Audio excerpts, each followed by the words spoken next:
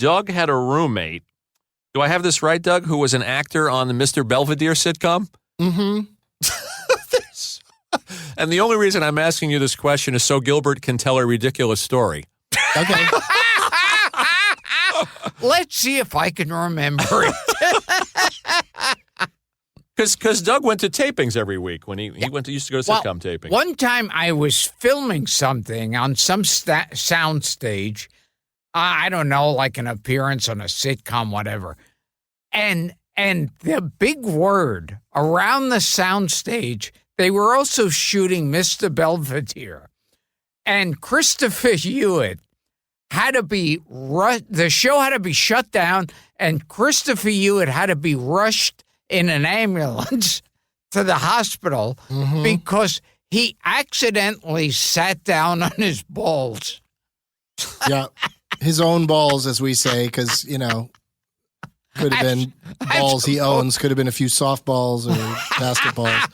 But no, his own genitals got underneath him. You've heard this story. No, because that's, I think, I got to take some of the credit for most of everybody everywhere knowing this story. Because, really? Because the actor who played Kevin, one of the kids on the show, he came home from work early, and I was one of his roommates, and we were like, "Why are you home early?" And he very matter-of-factly just said, "Mr. Belvedere sat on his own balls." That's true. It's been confirmed. See, I was there on the sound stage.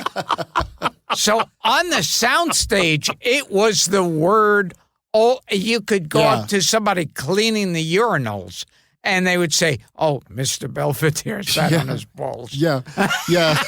I told, at the time I told Adam Sandler, and he told so many people that I read in a book by Jay Moore about how Adam Sandler was working on the set of the story got all confused. Oh, yeah.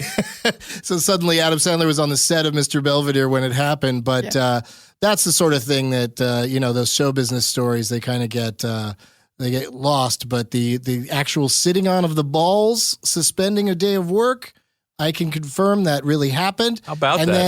And then a couple weeks later, they were doing a Peter Pan episode because Christopher Hewitt plays Captain Hook in the Broadway musical of it.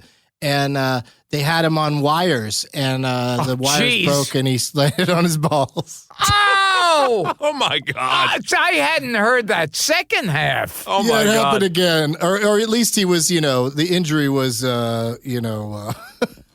You'd think the injury was aggravated. You'd think they'd keep him off wires. You think just being in the harness would be he'd be like, "No, thank you." Like he would be very much against that, but apparently that happened.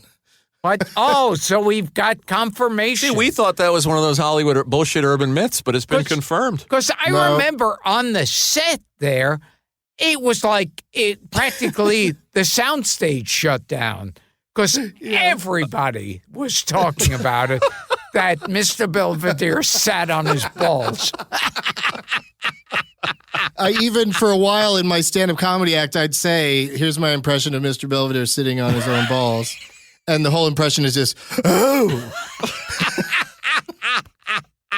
Very good. Oh, that's all I got, Gil. You got anything else? What else could we possibly talk about? We've said it all. You could tell Gilbert about Suzanne Summers. I think he'd appreciate that. Oh, my goodness. That's where I learned the expression when I saw Suzanne Summers in person for the first time, is where I learned what the expression camel toe meant. Oh! Because